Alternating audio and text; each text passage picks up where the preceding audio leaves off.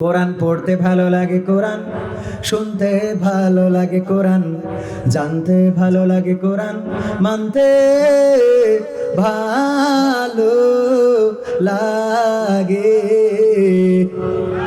আছে না নাই? কোরআন পড়তে ভালো লাগে, কোরআন শুনতে ভালো লাগে, কোরআন জানতে ভালো লাগে, কোরআন মানতে ভালো লাগে না। নামাজেতে পড়লে কোরআন মনটা শীতল হয়, কারির তেলাওয়াত শুনিলে প্রাণ জুড়িয়ে যায়। ঠিক না বেঠে? নামাজেতে পড়লে কোরআন মনটা শীতল হয়, কারির তেলাওয়াত শুনিলে প্রাণ জুড়িয়ে যায়। সেই কোরআনের ব্যাখ্যা দিলে কলিজাতে আগুন জ্বলে, সেই কোরআনের ব্যাখ্যা দিলে অন্তরেতে আগুন জ্বলে। বিরোধিতাও চলে কেন তা জানি না। কোরআন পড়তে ভালো লাগে, কোরআন শুনতে ভালো লাগে, কোরআন জানতে ভালো লাগে, কোরআন মানতে ভালো লাগে। কথা কয় না?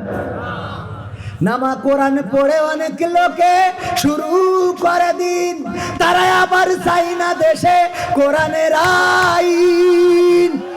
আছে না নাই? কোরআন পড়ে অনেক লোকে শুরু করে দিন, তারা আবার চাই না দেশে কোরআনের আইন। এটা যে কেমন নীতি, তাই তো এ দুর্গতি করছে মোদের ক্ষতি কেন তা বুঝি না। কোরআন পড়তে ভালো লাগে, কোরআন শুনতে ভালো লাগে, কোরআন জানতে ভালো লাগে, কোরআন মানতে ভালো লাগে। তারপর কি করে? কোরআন বুকে চুমু খাওয়ার লোকের নাই অভাব, সেই কোরআনের বিরোধিতা এটা কোন স্বভাব? এরকম মানুষ আছে না নাই? কথা কয় না? আছে না নাই? কোরআন বুকে চুমু খাওয়ার লোকের নাই অভাব, সেই কোরআনের বিরোধিতা আবু জাহেলের স্বভাব। মানবা সুবিধা মতো, তাই এই বুকে ক্ষত, দেখলে এমন কিছু সইতে পারি না। কোরআন পড়তে ভালো লাগে, কোরআন শুনতে ভালো লাগে, কোরআন জানতে ভালো লাগে, কোরআন মানতে ভালো লাগে। এমন মানুষ আছে না নাই? কোরআন পড়ে দিনের শুরু করে, সকালবেলা ফজরের নামাজ আদায় করার পরে যাই নামাজের পাটিতে বসে কোরআন তেলাওয়াত না করে দিনের শুরু করে না। এমন মানুষেরা আবার কোরআনের কথা বলার অপরাধে, কোরআনের আইন বাংলার জমিনে বাস্তবায়ন করতে চাওয়ার অপরাধে ফাঁসির কাষ্ঠে ঝুলিয়েছে। আছে না নাই? কারাবরণ করতে হয়েছে, কারারুদ্ধ করেছে। আছে না নাই?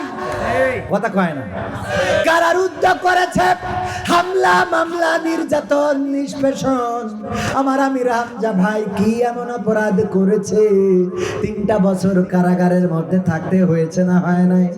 শায়েখ আজিজুল, আমাদের আল্লামা আজিজুল ইসলাম, আজিজুল হক সাহেব শাইখুল হাদিস, উনার সন্তান উনার উত্তরসূরি, তাকেও কারাবরণ করতে হয়েছে।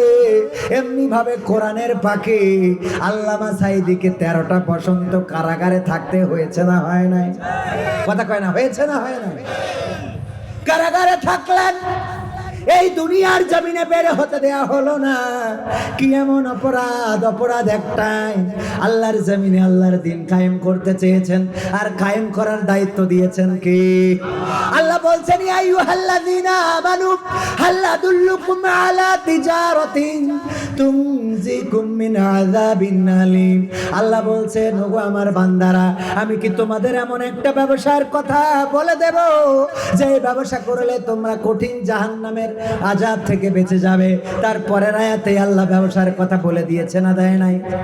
ব্যবসার কথা বলেছেন কে? আল্লাহর নাম বললে কি কোনো কষ্ট হয়? আল্লাহর নাম বললে গুনাহ হয়? আল্লাহর নাম বললে সওয়াব আছে না না? তাইলে আল্লাহর নাম বলতেও কষ্ট কেন নিচ্ছেন? আল্লাহর নাম কেন জবান থেকে বের হয় না? আমাদের সবচেয়ে বড় অভিভাবক কি? আল্লাহকে যারা অভিভাবক মানতে পারে গো, তাদের কোনো দুঃখ থাকতে পারে না, তাদের কোনো কষ্ট থাকতে পারে না, তাদের কোনো ভয় থাকতে পারে না, তাদের কোনো ব্যথা থাকতে পারে না, তাদের কোনো হারানোর ভয় থাকতে পারে পারে হারানোর ভয় থাকতে পারে। কয়দিন আগে শ্রীমান্ত কাঠি আমার আজিজুল ভাই, ভুল বলিনি তো, বক্তা মানুষ, উনিও ছিলেন। উনি শালিখা কলেজের শ্রদ্ধাভাজন শিক্ষক, আমার আব্বার সাথে আলোচনা করেছেন। আমি উদাহরণটা দিয়েছিলাম, আমার আল্লাহ বললেন এটা এমন একটা কিতাব, যেই কিতাবটা যখন পড়া হবে, যখন তোমরা শুনবা, তখন তোমরা চুপ থাকবা এবং হৃদয়ের কানটা খুলে দিয়ে শুনবা, যাতে করে তোমাদের উপরে আল্লাহর রহমত বর্ষণ হতে পারে। বলেন সুবহানাল্লাহ। রহমত বর্ষণ হবে কার? আল্লাহর রহমতের দরকার আছে না নাই? আল্লাহর রহমত চলে যাওয়ার পরে আমার দেশের মানুষেরা ইস্তিসকারে নামাজ পড়েছে না পড়ে নাই? ইস্তিসকারে নামাজ পড়ে আল্লাহর রহমত প্রত্যাশা করা হলো, আল্লাহ তুমি তোমার রহম ঢেলে দাও, একটু বৃষ্টি দাও। তুমি বৃষ্টি না দেওয়ার কারণে পাতালের পানিটা দূরে সরে গেছে, টিউবওয়েল চাপলেও এখন ঠিক মতো পানি ওঠে না, এমন অবস্থা হয়েছিল না হয় নাই? ধানের ক্ষেতগুলো শুকিয়ে গিয়েছে, মাঠগুলো ফেটে চৌচিত, নদী শুকিয়ে গিয়েছে, খাল বিলে পানি নাই, পুকুরে পানি নাই। ওগো আল্লাহ রহম করো। ইস্তিসকার নামাজ, আর এই বছরে ইস্তিসকার নামাজ আল্লাহকে দেখানোর জন্য পড়া যেমন তেমন আমার মিডিয়া কর্মীদেরকে নিয়ে ইউটিউবে দেখানো হয়েছে না হয় নাই? এই জন্য আগে যখন ইস্তিসকার নামাজ পড়া হতো, ইস্তিসকার নামাজ যখন যে নামাজে দাঁড়াতো, নামাজ শেষ করার সাথে সাথে অথবা নামাজের মধ্যে আল্লাহর রহম ধারা বাড়ি বর্ষণ শুরু হয়ে যেত। বলেন ঠিক বলছি না বেঠিক? আপনারা ইতিপূর্বে দেখেছেন না দেখেন না? কিন্তু এই বছর দেখলাম ইস্তিসকার নামাজ পড়ছে, ড্রোন দিয়ে শট নেওয়া হচ্ছে, যে বৃষ্টি কতদূর মনে হয় ড্রোন পাঠাই খোঁজ নিতে গেছে। ড্রোন চেনেন তো আপনারা? ওই যেটা উড়ে উড়ে ভিডিও করে। কি করে ভিডিও করে? উড়ে উড়ে যেটা ভিডিও করে। এটা বর্তমান ডিজিটালের কারণে সম্ভব হয়েছে। এটাও একটা উন্নয়ন। এটাও একটা উড়ে উড়ে, ওরে বাবা, ইস্তিসকার নামাজ পড়তেছে, আল্লাহর কাছে কান্নাকাটি।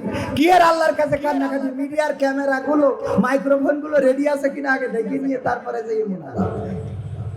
এই জন্য মিডিয়ায় গেছে, বৃষ্টি হয় নাই। আজকে বড় বড় আলেমেরা ইস্তিসকার নামাজ পড়ার পরে, তবে হ্যাঁ, আমার গ্রামের গরিব দুঃখী মেহনতি মানুষ যারা, তাদের দোয়া কবুল হয়েছে। সারাদিন নামাজ পড়ে আর কয়, আল্লাহ তুমি 15টা দিন একটু সুযোগ দাও, ধান গোয়াটা গুছাইয়ে তো ঘরে তুলতে হবে। সত্যি বলছি না মিথ্যা বলছি? আমি আমার ওই যে এভাবে ভালো কাজ করা যায়, ভিডিও দেখবেন, চাষিদের সাক্ষাৎকার নিয়েছি। ওরা বলছে বৃষ্টি না হওয়াতে আমরা খুশি, বৃষ্টি না হওয়াতে অনেকেই খুশি। অনেকেই কি খুশি? আবার বৃষ্টি হইলেও দোষ, না হইলেও দোষ। গরম পড়েছে এর জন্য সরকার দায়ী, গরম না পড়লেই সরকার দায়ী। বিরোধী দলের কাজ হইলো সরকারের দোষ দিয়া, আর সরকারের কাজ হইলো গরম পড়ছে কেন দেখো এর হাত আছে কিনা। কথা কয় না? সব কিছুটি দোষ দিয়া দিয়ে শুরু হয়ে গেছে। এই জন্য এই দেশে উন্নয়ন নেই। উন্নয়ন যদি করতে হয় ঐক্যবদ্ধতার দরকার আছে না নাই? উন্নয়ন করছে না একদম, এই কথা বললেই হবে না।